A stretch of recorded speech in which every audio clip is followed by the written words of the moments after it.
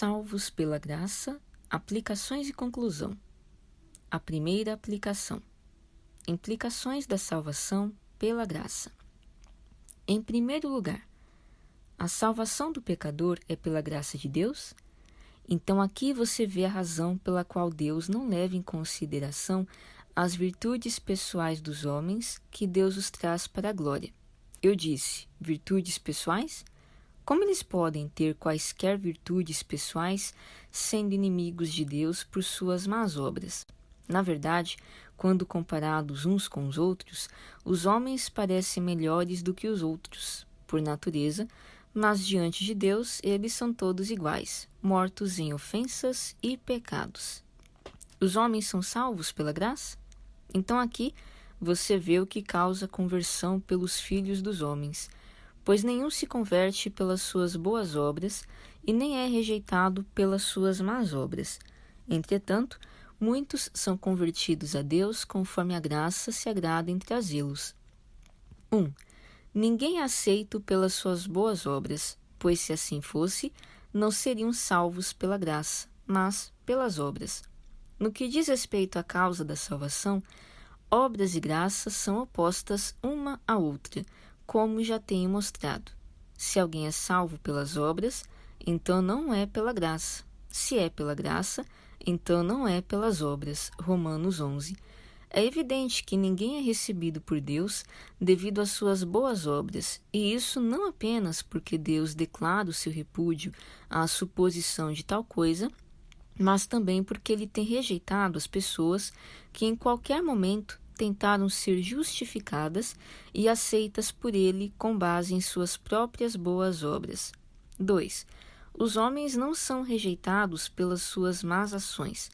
Isso é evidente pelo caso de Manassés, dos assassinos do nosso Senhor Jesus Cristo, dos homens sobre quem lemos em Atos 19, e de muitos outros cujos pecados eram tão terríveis quanto os pecados do pior dos homens, segundo Crônicas 33:2, Atos 2:23. No que se refere à salvação de um pecador, a graça diz respeito principalmente ao propósito de Deus. Portanto, a graça justifica livremente, através da redenção que há em Jesus Cristo, todos aqueles em quem ele opera. Ao ouvir a notícia que Saulo havia se convertido, Ananias de Damasco trouxe ao Senhor Jesus Cristo uma terrível acusação contra ele. Senhor, há muitos ouvi acerca deste homem, quantos males tem feito aos teus santos em Jerusalém, e aqui tem poder dos principais dos sacerdotes para prender a todos os que invocam o teu nome. Mas o que lhe disse o Senhor? Vai, porque este é para mim um vaso escolhido. Atos 9:13. A crueldade e as ofensas desse homem não impediram a sua conversão, porque ele era um vaso escolhido. As boas obras dos homens não servem como argumentos para que Deus os converta, e nem as más obras dos homens são argumentos diante dele para rejeitá-los. Pois aqueles que vêm a Cristo são trazidos a ele pelo Pai. É o Pai que nos leva a Cristo, e não as nossas boas obras, sejam elas boas ou más. Além disso, Cristo também disse, de modo algum os lançarei fora. João 6:37. Em segundo lugar, a salvação do pecador é pela graça de Deus? Então aqui você vê a razão pela qual alguns pecadores, que por natureza eram assustadoramente avessos à conversão, são levados a curvarem-se diante do Deus da sua salvação. A graça os leva a agir assim porque ela os destinou exatamente para isso. Por isso, alguns dos gentios foram separados dentre os demais. Isto é, Deus lhes concedeu o arrependimento para a vida, porque os havia escolhido tanto por eleição como por chamado, por amor do nome dele. Atos 11:18. Assim, esses homens pagãos se tornaram o povo de Deus. Eles não eram amados pelas suas obras, mas foram amados pela graça de Deus. Chamarei meu povo ao que não era meu povo, e amada a que não era amada.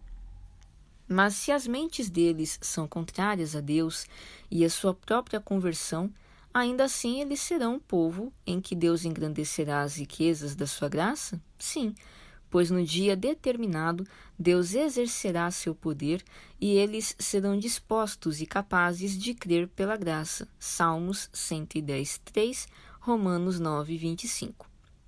Entretanto, será que a culpa e o fardo do pecado os mantém caídos a ponto de que eles não possam de forma alguma se levantar? Não, pois Deus, pela sobreexcelente grandeza do seu poder, que manifestou em Cristo ao ressuscitá-lo dentre os mortos, agirá em suas almas pelo Espírito da graça, para fazê-los crer e andar em seus caminhos. Efésios 1:18. Paulo nos diz na Epístola aos Coríntios: pela graça de Deus, eu sou o que sou, e a sua graça que me foi concedida não foi em vão. 1 Coríntios 15:10. Este homem sempre guardava em sua mente uma recordação viva do que ele havia sido por natureza e também como ele havia praticado atos malignos. Além disso, Paulo realmente concluiu em sua própria alma que se Deus não tivesse, por sua graça inexplicável, posto um fim aos seus procedimentos perversos, ele teria morrido em sua maldade. Por isso, ele atribui o seu chamado e conversão à graça de Deus.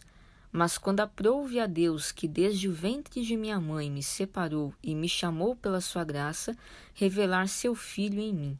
Gálatas 1:15.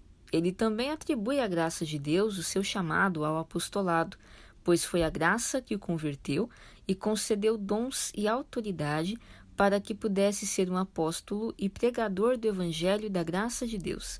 Esse homem abençoado atribui tudo à graça de Deus. Ele atribui o seu chamado à graça de Deus, ele atribui o seu apostolado à graça de Deus e todo o seu trabalho nesse chamado ele também atribui à graça de Deus. Deus escolheu salvar pela graça desde o princípio. Noé achou graça diante do Senhor e assim foi convertido e preservado do dilúvio. Gênesis 6:8. Abraão achou graça diante do Senhor e por isso foi chamado para fora da sua terra. Gênesis 12:1. Moisés achou graça diante do Senhor e, portanto, ele não foi riscado do livro de Deus. Êxodo 33:12. Não podemos imaginar que esses homens eram melhores do que outros antes que a graça os alcançasse, pois, se assim fosse, eles não teriam sido salvos pela graça, e a graça não teria a primazia e a glória na salvação deles. Mas como Paulo diz sobre si mesmo e sobre aqueles seus contemporâneos que também foram salvos pela graça, pois que somos nós mais excelentes? De maneira nenhuma. Pois já dantes demonstramos que tanto judeus como gregos, todos estão debaixo do pecado. Romanos 3:9. O mesmo pode ser dito a respeito daqueles que foram abençoados com a salvação pela graça, pois isso é verdade com relação a todos os homens em geral, com exceção somente de Jesus Cristo.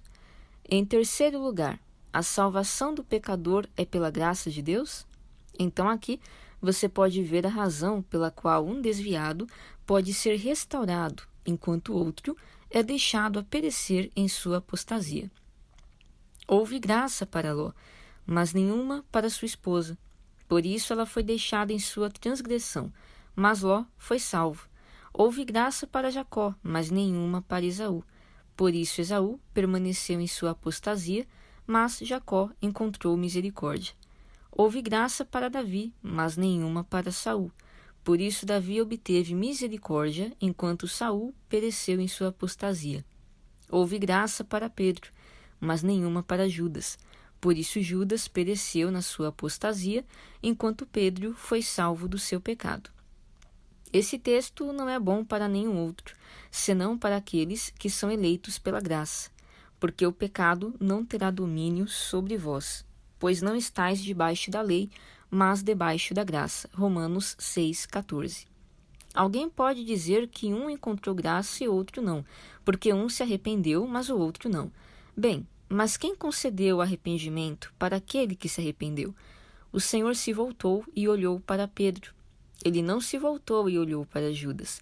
O Senhor disse a Pedro, antes de sua queda, que ele o seguiria para o reino dos céus, e também avisou que ele o negaria. Entretanto, Jesus também disse a Pedro que seu coração não deveria se turbar, ou seja, desanimar totalmente, porque ele iria e prepararia um lugar para ele e então voltaria e o levaria para si mesmo. João 13:36. Quão bendita é esta passagem da palavra de Deus! Os passos de um homem bom são confirmados pelo Senhor, e deleita-se no seu caminho. Ainda que caia, não ficará prostrado, pois o Senhor o sustém com a sua mão. Salmos 37:23.